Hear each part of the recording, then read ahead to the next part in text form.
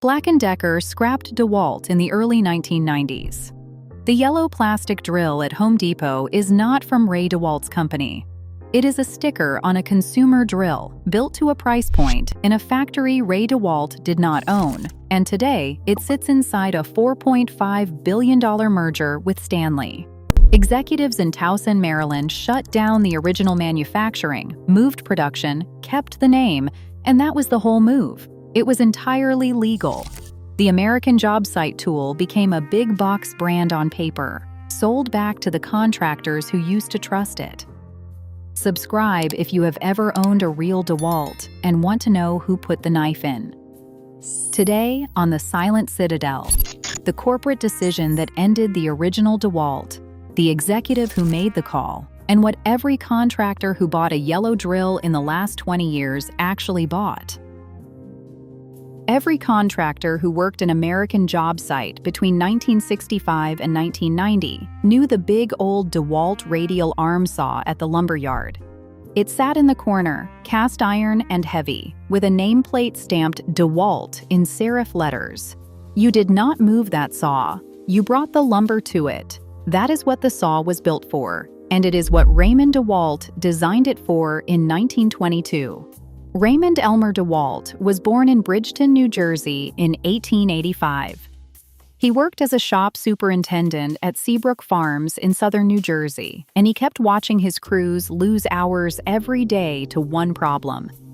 Every cut had to be made by hand or by dragging the wood across a stationary blade. The work was slow because the saw did not move, so Ray built one that did. In December 1924, DeWalt Products Company was incorporated in Leola, Pennsylvania, with business partners Paul Gardner and Isaac Rutt as the formal owners, to manufacture the radial arm saw Ray DeWalt had invented 2 years earlier. Ray had already sold the company and the patents to them before the incorporation. By the mid-1930s, the Wonder Worker, as the saw was called, was widely used in American lumber yards, cabinet shops, and shop classes. You can still smell those old shops if you have ever walked into one. Sawdust on the floor, the warm smell of cut pine, and the heavy hum of a motor running on a dedicated 220-volt line. That is the environment the original DeWalt was built for. For 65 years, DeWalt Products Company built one thing well: heavy industrial saws and stationary woodworking machines. The saws were sold to lumber yards, cabinet shops, construction crews, and shop classes. If you worked in American carpentry in the second half of the 20th century, you would have used a DeWalt or worked next to one. Your father probably had one in his garage. So did the guy who taught you how to frame a wall. In 1949, American Machine and Foundry acquired DeWalt Incorporated, the company that had grown around Ray DeWalt's radial arm saw patents. In 1960, AMF sold DeWalt to Black & Decker. The exact purchase prices did not appear in any Securities and Exchange Commission filings on the public record.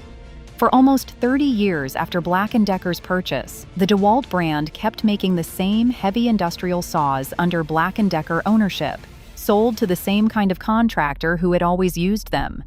That is what makes the late 1980s so strange. The original DeWalt did not die because the product stopped working. Contractors had not stopped buying it. The company that owned it decided to do something else with the name. By the late 1980s, Black & Decker's professional tool brand had a reputation problem.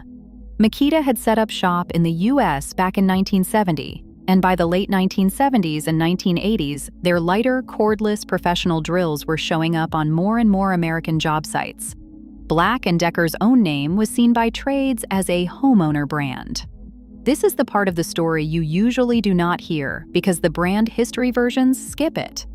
Black & Decker had a financial problem in the professional segment, and the source of the problem was the brand itself. Their drills worked. Their saws worked. Contractors just did not want to buy them with the same name on the box as a consumer tool. Then somebody at Black & Decker headquarters in Towson, Maryland, looked across the company's portfolio and saw a name sitting there that no one was using: DeWalt. the industrial brand they had bought from American Machine and Foundry in 1960. Cast iron heritage, professional reputation, 65 years of contractor trust built into the name. The brand had gone dormant. Black & Decker's own catalogs from the late 1980s showed DeWalt absent from frontline marketing. The professional industrial line was still being produced, but Black & Decker had stopped pushing the DeWalt name. At the top of Black & Decker during this period was Nolan Archibald, who served as chairman and chief executive officer from 1986 through the Stanley merger in 2010. Under his leadership, Black & Decker engineered a deal where the company would relaunch DeWalt, not as the original industrial machinery brand, but as a different kind of product, a line of consumer-grade portable power tools, marketed to professionals, sold inside big-box hardware stores. The decision came down in the early 1990s. The original DeWalt manufacturing was shut down. The new DeWalt was a different machine, made in a different factory. The yellow and black color scheme appeared in the trade press by 1993 and 1994. Hardware Retailing Magazine and Tools of the Trade magazine both ran DeWalt professional advertising in those issues, with the tagline, "A Black & Decker Company" underneath. What had been the brand of Ray DeWalt's American radial arm saw became the brand of a yellow plastic cordless drill. The name was the same. The machine, the company underneath, and eventually the country where production happened were all different. The contractors who bought the new DeWalt did not know any of this. They saw the name they trusted, and they bought what was on the rack. This is where the story gets interesting, and this is where most brand histories soften the edges. The decision to relaunch DeWalt as a professional-grade marketing brand was not a hostile takeover. It was an arbitrage. Arbitrage is a financial term, and it means buying low in one market and selling high in another. In this case, Black & Decker was buying low-cost consumer-grade tools out of one set of factories and selling them at professional-grade prices using a name that contractors already trusted. The DeWalt name carried 65 years of industrial reputation.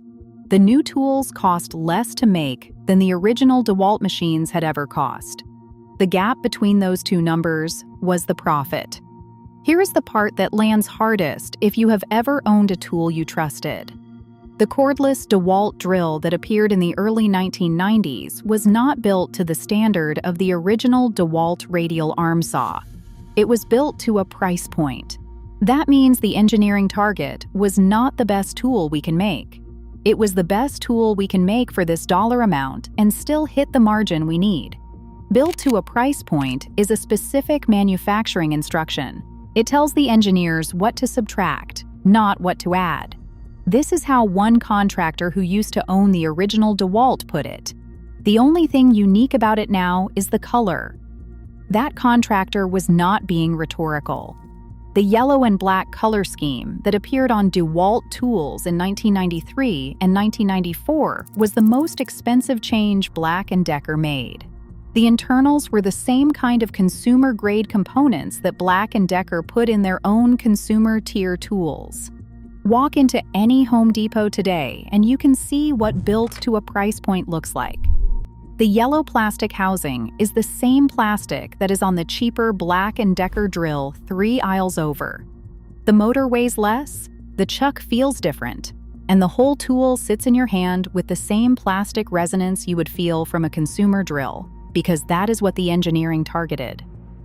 The people who benefited from this arbitrage were Black & Decker shareholders, the executives in Towson who designed the strategy, and the marketing team that engineered the relaunch under Nolan Archibald.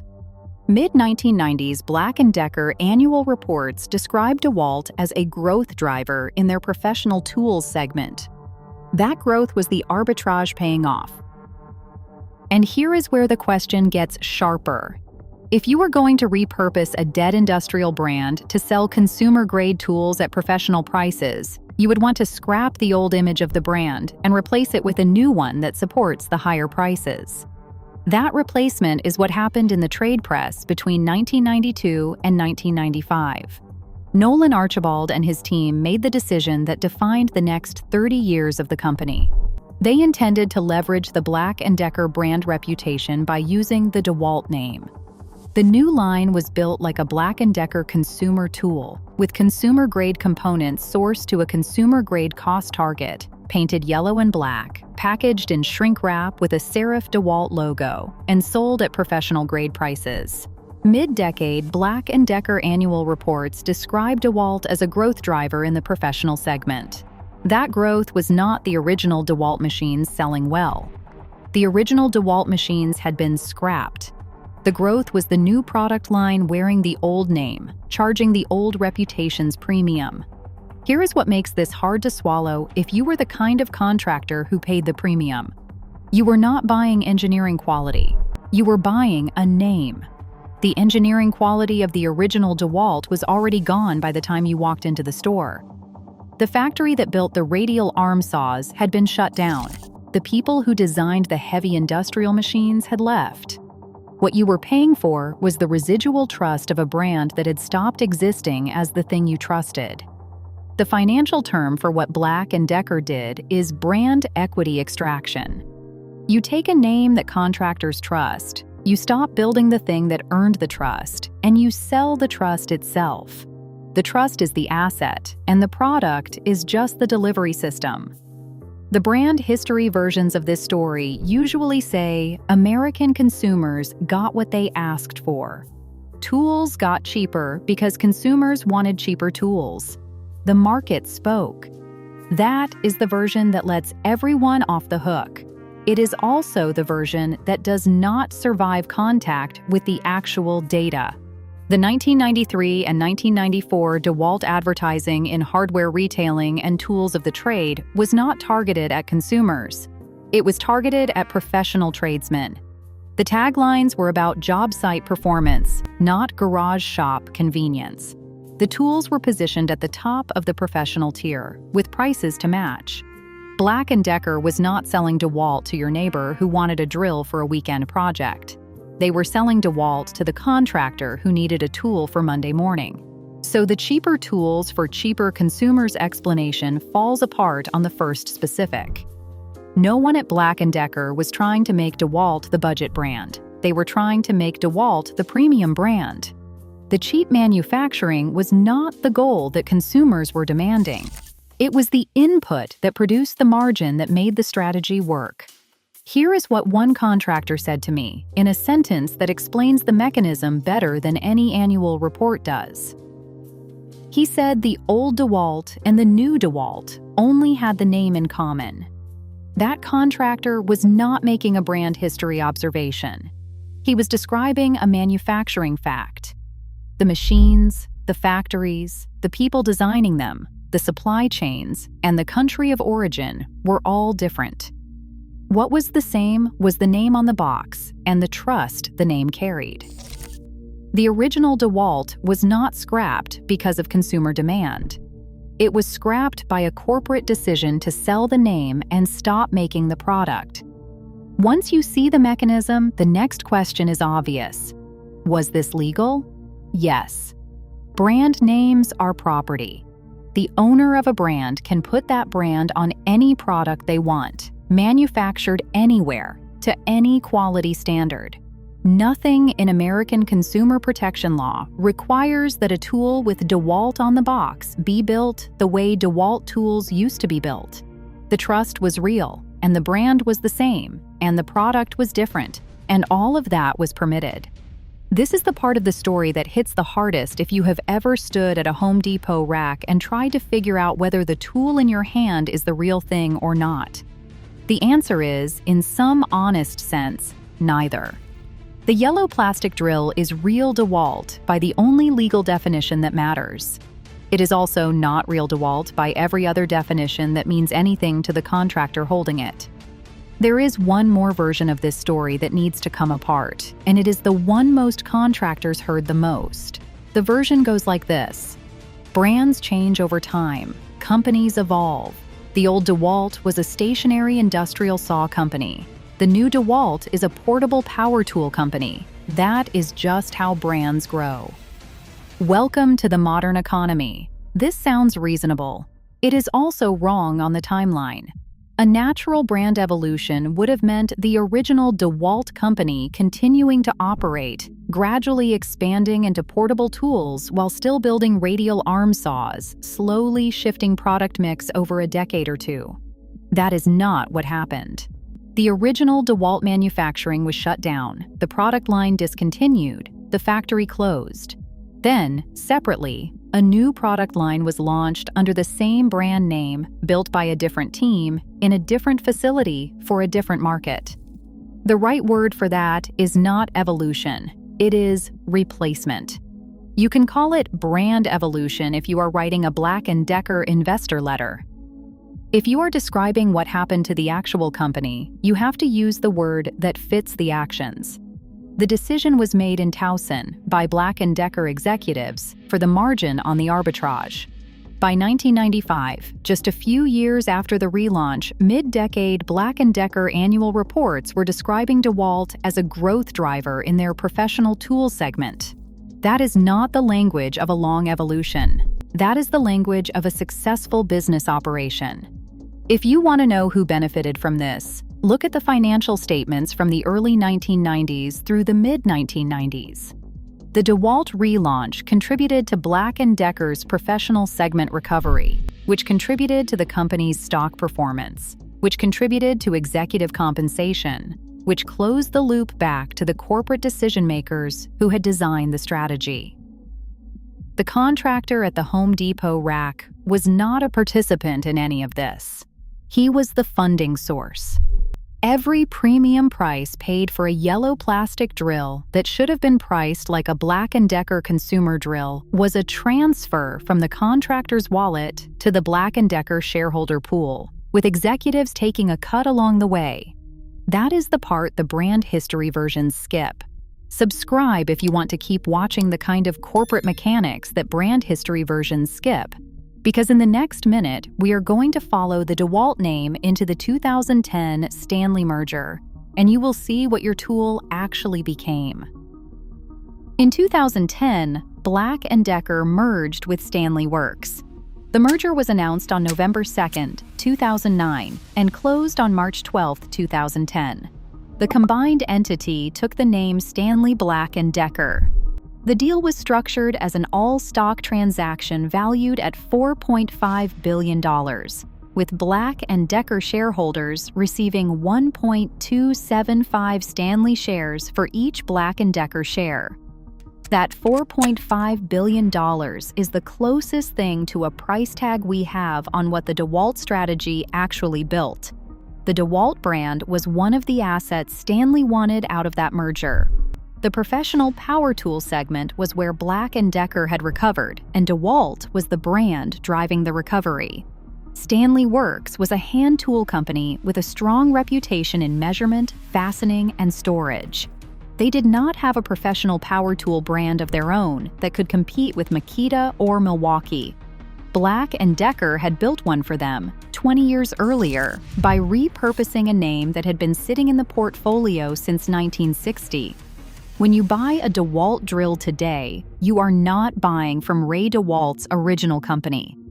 You are not buying from American Machine and Foundry, who owned DeWalt from 1949 to 1960, or from the Black & Decker Corporation that bought DeWalt from AMF in 1960.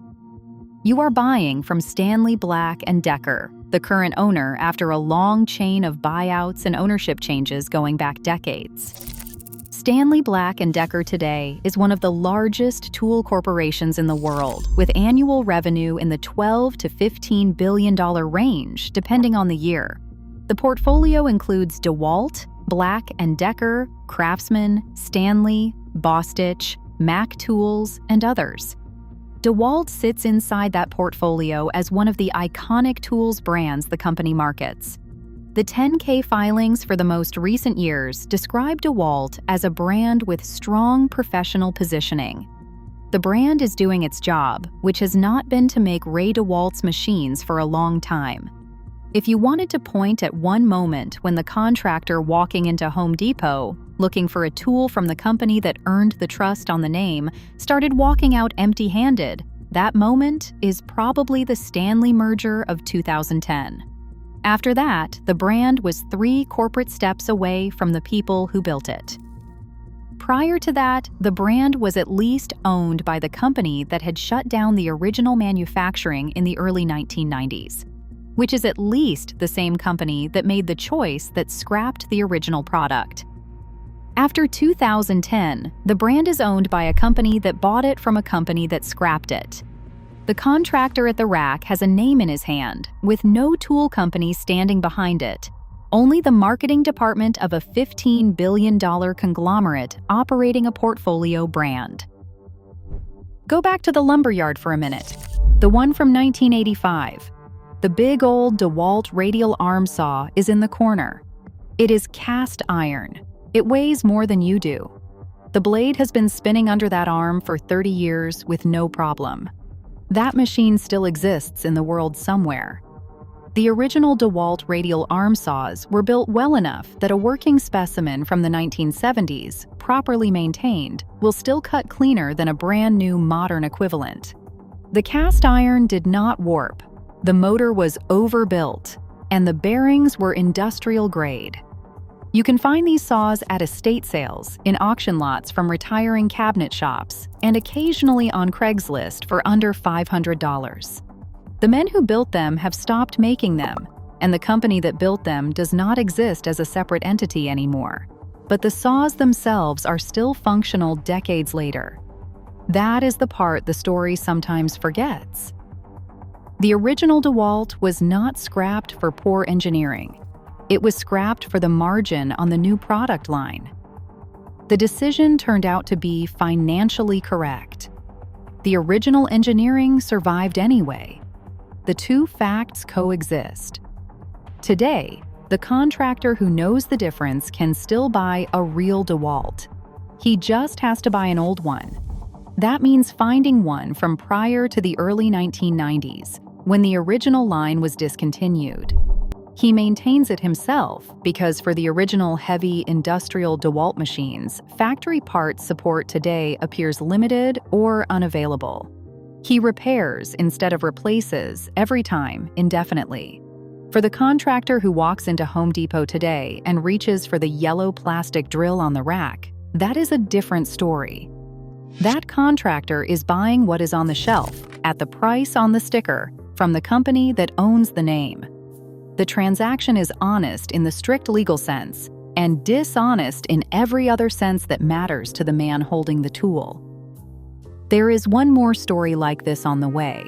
Stanley Black & Decker is not the only corporate conglomerate sitting on a portfolio of American brand names that are different products from the products that earned the trust on the names. There is another one we are following. It is a brand every American has held in their hand at some point. The story has the same shape: a real product, a real company, a real reputation, and then a corporate decision to keep the name and replace the product. That one is coming next on the Silent Citadel. Subscribe if you want to know which brand it is and what every American who bought it in the last 15 years actually bought.